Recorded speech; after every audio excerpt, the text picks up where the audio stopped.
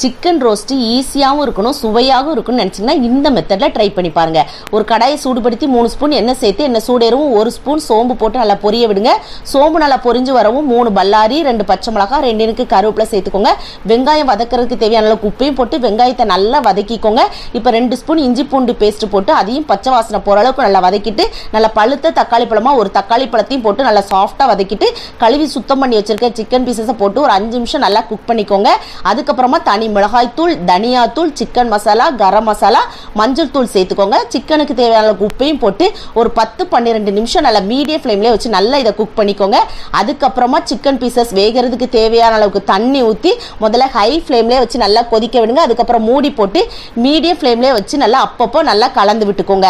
Chicken roast பதத்துக்கு வரவும் கொஞ்சம் கொத்தமல்லி தலையை தூவி இறக்கிட்டீங்கன்னு வைங்களேன், அட்டகாசமான சிக்கன் ரோஸ்ட் ரெடி. ரொம்பவே சூப்பராக இருக்கும். கண்டிப்பாக ட்ரை பண்ணி பாருங்கள். அப்படியே சப்ஸ்கிரைப் பண்ணிருங்க.